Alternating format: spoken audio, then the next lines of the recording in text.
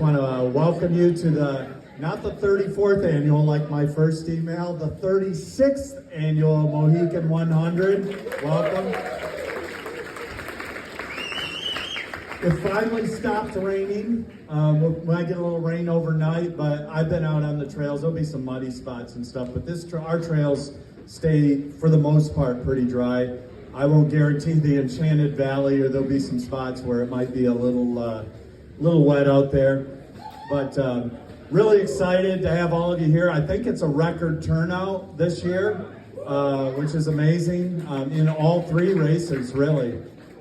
So welcome to Loudonville. I am curious. I'm not going to ask how many have done all the races or anything yet, but I am curious. How many is this your first time ever at Mohican? Okay, that's quite a few. So welcome. It's kind of like a family reunion here sometimes, because we've got, this race has so much history.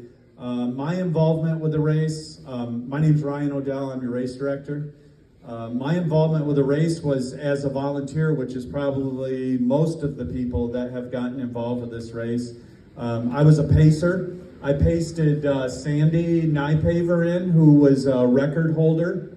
She got second, was that Janice Anderson? She was the second overall finisher that year, and I think it was 2009, am I correct? Anybody?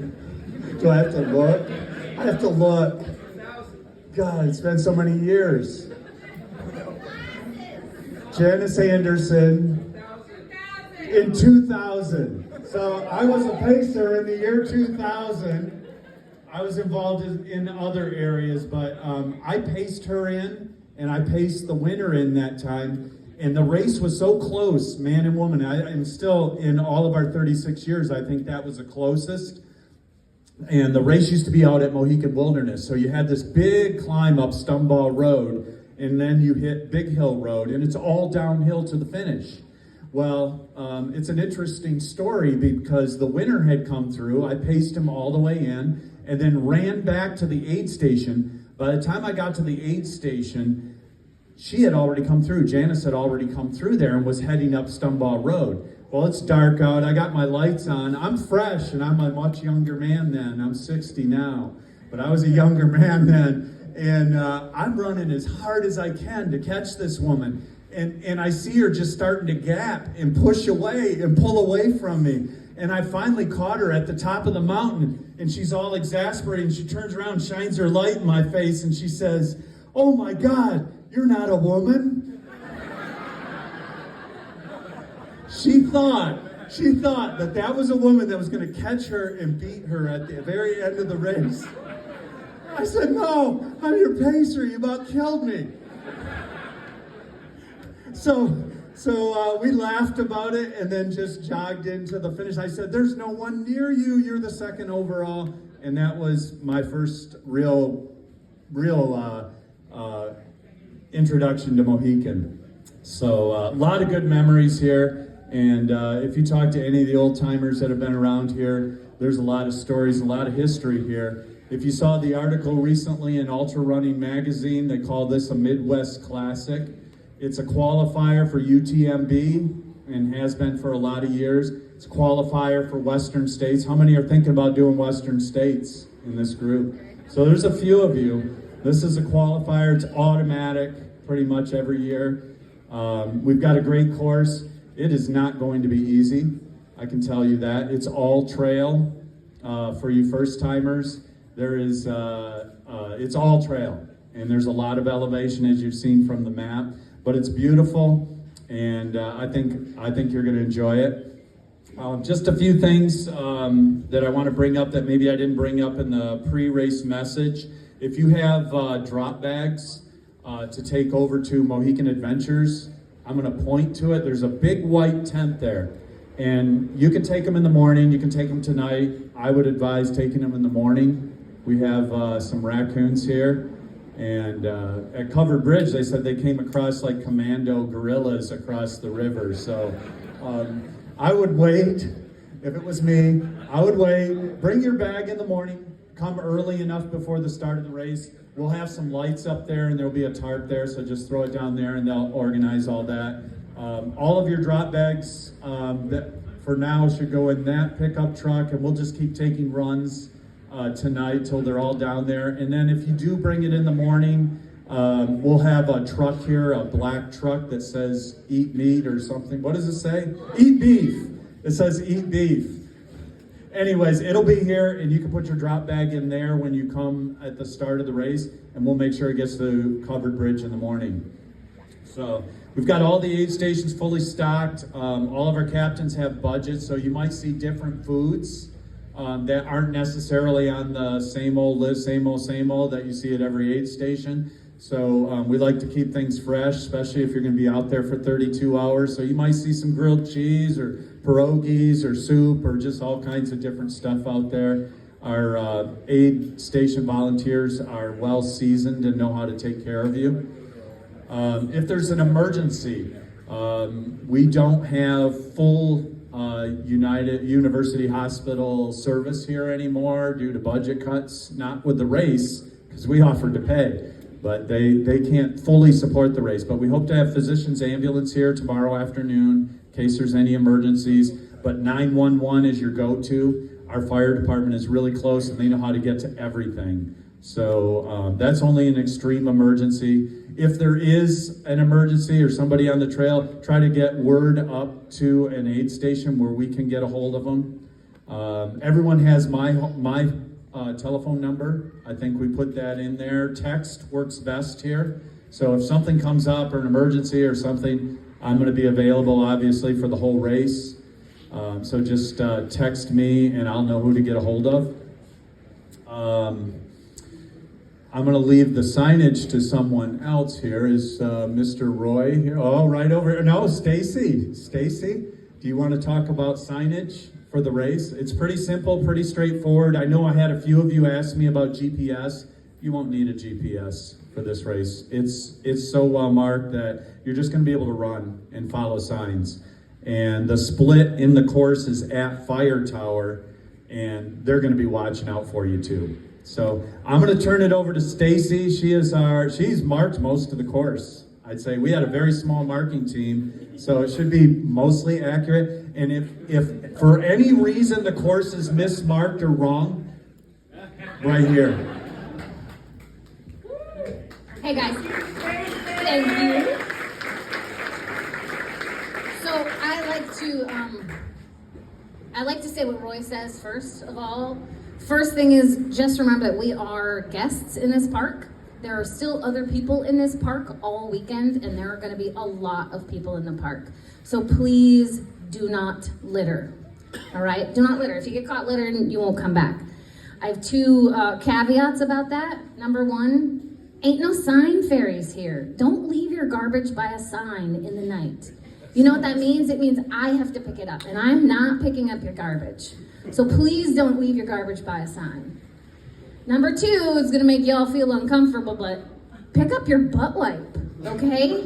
In the morning when I'm sweeping, I see butt wipe. We don't have bad garbage out here. You guys do a great job keeping your garbage picked up, but butt wipe is what I see. So pack it or dig it, bury it, something, okay? So butt wipe.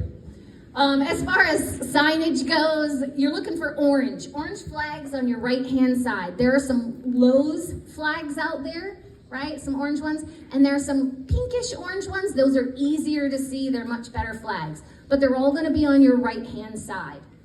All the arrows out there, they should be in the correct direction. So if something is flipped upside down, if it has the Mohican symbol on the top instead of the bottom, don't follow it. I put them all up there correctly, okay? As far as trees go, you've got a couple of trees down out there. There's a couple of trees down through Hog Hollow still. I'll clear those tomorrow. Okay, and then there's a big tree coming into the gorge that you kind of have to crawl through. So you shouldn't have any trouble with that. Right by that gorge where there's that oil thing and the long grass is always there. There's no long grass there. Ryan took care of the long grass.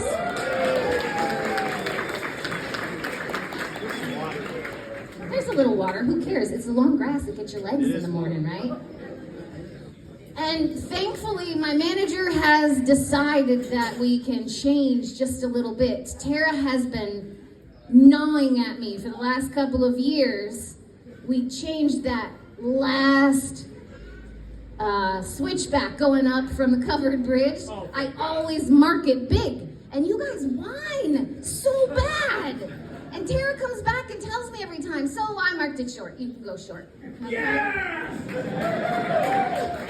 Thank you, Greg. Thank you. Anybody have any questions about marking?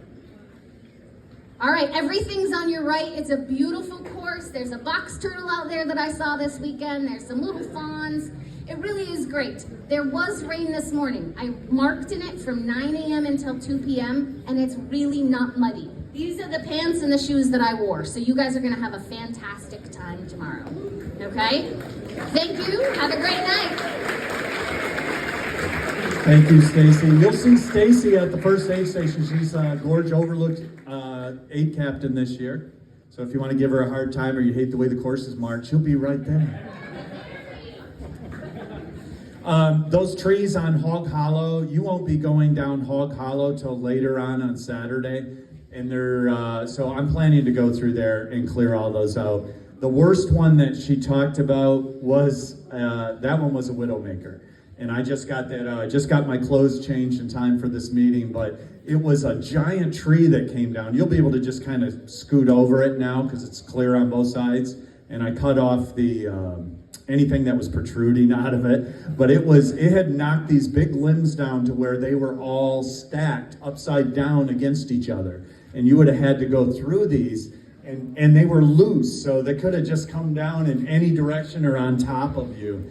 So really glad I was able to get out there and get that one. It didn't sound as bad when Stacy told me till I got out there and I got this little chainsaw and like, how the heck am I at that thing? But I was able to pull most of the limbs down and then take care of them. So that'll be easy to get through, no problem. We'll have Hog Hollow cleared before you get through there. And the bike trail's completely clear. So there shouldn't be any other trees down, but there'll be roots and stuff to stub your toes on. Fortunately, Kathy Cecil will be here. I don't know if she's going to have her whole team, podiatry team here with her, but she is our oldest serving volunteer. She's been here since 1990. And is she here today? Is Kathy Cecil? She may not be here till tomorrow, but man, she is. Nobody ever gets to see her. Only some people know who she is, but she is the oldest serving volunteer that served for the whole 36 years, and she'll be retiring this year. So I'm hoping she'll be here when we do one of the awards so that we can give her the recognition she deserves. But I also want to thank some of our other volunteers that are here too. Brian Poland back there, Mike Gabalski. They were your check-in. Did check-in go okay? Check-in was good. I hate long lines, so that's something we always try to avoid here. Try to be organized enough that you're not waiting in line forever. And then our two bartenders back there from Great Lakes, Britt and Dave. All the beer is free from Great Lakes Brewing, courtesy Great Lakes. So next time you're in the store, consider it. But we've got 3 varieties here. They'll be here for the whole race. Help yourself. Well, don't help yourself. You do need to go through Dave and Britt. And if there's some additional clothing items or something you need, we only can do cash or check. I don't think we have credit card yet. I'm still old school, but I'm working on it. So if you need something, that'll be there for most of the whole race. All the awards will be on time. I don't know if you've already posted the schedule, Dave. Are the schedules up? I think they're up on the wall in the back, but they're also on the website, so we'll be sticking to those. Awards, 50 mile, I think it's at 6 o'clock. I can't remember marathon, but that'll be our first one. I think our first finisher we're expecting between 11:30 and 12. And 100-mile awards, of course, will be the very final awards tomorrow. And you're welcome to come back for that as well, too. That's the climax of the event. And you'll see some amazing things, some amazing people. One of them is we have over here. The guy who's finished more Mohican 100s than anyone else. We got Ron Ross in the house. And he's not the only 20-time finisher. We actually had to tag our banners because we've had more than one, and I'm gonna bring him up. Where did he go? Here he is. There he is, right here. Let me bring up Dave Corfman, who also 20 time. Not yet. You one more? 18? 19? Okay, that's right. This could be the year, right? No, next year. Next year. Okay. So 18 time finisher, Dave Corfman. He has the 10 time buckle. There's a 10 time buckle, and now there's a 20 time buckle. And there's only been a few that have achieved that, and he's right on the cusp right now. So I'm going to turn it over to Dave. Thank you. And Ryan kind of saved the race back in the 20 zeros or something like that. So can we give it up for Ryan, please? Thank you, Ryan.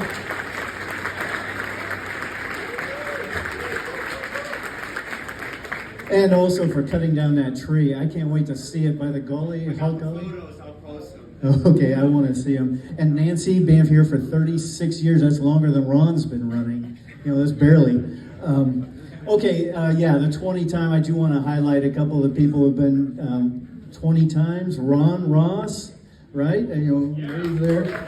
Greg Trapp, 20 times. He's not on there. We got to get him on there. And Roy Hager. And there's one more. Sure, I don't have him on there already? And Mike Hyder. Mike, you're back there? Okay, I got it. Okay, we'll get that fixed. So, yes. Now, I will point out, Gabe Rainwater and I are both at 18, so come around here shortly here, maybe next year. And we'll be getting 20. At the same time, Ron Ross, we hope will hit 30. Well, won't that be exciting? 30 out of 36 finishes is like impossible. That is huge. We do have one person at 9, right? One person. Is Beth Gilday here? Beth? Somebody wave. Beth. No, she's not here. Please. Oh, doggone it. She will be the first female, the first woman 1,000-mile buckle winner. And let's bring her in Sunday morning. We're so excited about her. Very exciting. And again, it's not given; it's going to be earned. She was the Mohican last year. Had to push Ron off the course for her to get in last. So that's a winner. I want to highlight first 100-milers. How many people are doing their first 100-miler today? I'm seeing several of them. Okay, that's awesome. That's awesome. Back there too. Thank you. I want to tell you about a young man named Nolan. I came across and met Nolan last year. He's a 23-year-old runner. Nolan's out there. Nolan, it's great to see you. Okay, can I tell this story? Okay, with his permission. Nolan, I met him at mile 91 last year. He's prone. He's on the ground, whining. His crew is working all over him. And he says, my hip flexors hurt, I can't go on, I'm quitting. His crew, his family is there, and he's on the grass, and they're rubbing everything they can to get him to go. And he won't, he said, I'm done. I said, Nolan, I get it. I said, you've gone through a lot, but you can do it. No, I can't do it, I'm done. I said, Nolan, listen, I've done 18, this is my 18th Mohican. You can do it. But I don't have time. It's finally sinking in. Maybe he can. But I don't have time. Then you make them take you off the course. You just keep walking. They'll pull you off if necessary. But you keep walking. You don't quit. Well, okay. He's thinking about it. I said, listen, you're having a pity party right now. You've earned it. You get that pity party. You get 2 more minutes of a pity party. And then get your butt up and start walking. He's nodding. And Nolan, this is how I remember it, so give it to me. But I pulled his crew chief aside. I said, does Nolan have any trekking poles? He said, no. I said, well, there's a dead tree, probably like the one over at the Hog Gully. He said, there's a dead tree.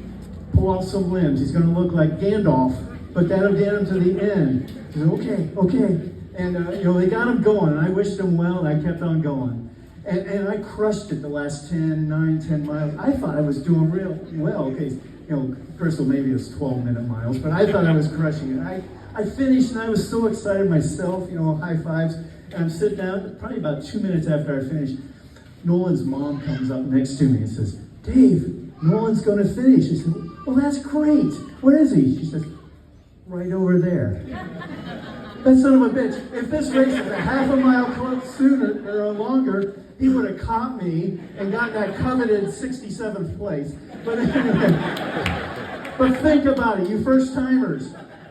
You can do more than you think, and you're going to have this hole in the pit of your stomach. I still remember 2002, the Indianapolis Marathon. I fell and I scratched my knee and my elbow, and I quit. I still have a hole in the pit of my stomach. And I told Nolan, you're going to have a hole in the pit of your stomach that it will hurt worse than any DNF. You've got to finish. The man picked himself up, and then, well, here he is. He's back running again, and I love it. Way to go, Nolan. You can do it tomorrow. Thanks, Dave. It really is. It's not about necessarily winning the race. Only a handful of people can go run this race in 16, 17 hours. I mean, these are machines out there. I don't even know how they do it. But just finishing this race is an accomplishment, and I think that's why so many return, because it's a mental challenge to see if you can, when you physically give up, can your mind get you through the rest of the race? Can you finish the distance? So we congratulate everybody who comes across that line. I've got a finish line team that's ready for you here to give you something cold to drink and give you an award. And that award, it doesn't mean anything other than the fact that it represents your finish. So we'll have that here for you at the finish line, and I hope we can see almost every one of you out here at the finish. No DNFs, hopefully.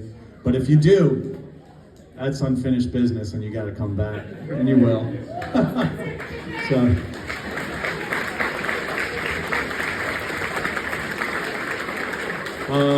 I do want to allow some time for question and answer. I don't know that I've covered everything, but I think I have. For family and crews, do not go to Hickory Ridge or the covered bridge. We don't have enough parking there, and the park generously allows us to use these facilities for the race. So please obey the traffic laws. There's a lot more officers out there now than there used to be, both here and in the park. It's 20 miles an hour. Don't go any faster than that. They pulled me over for going 25. So just keep the speed down. There's a lot of other people out there. We're not the only users in the park. So please respect the laws and the rules of the race. And I think we'll be okay. Does anyone have any questions maybe? Yes.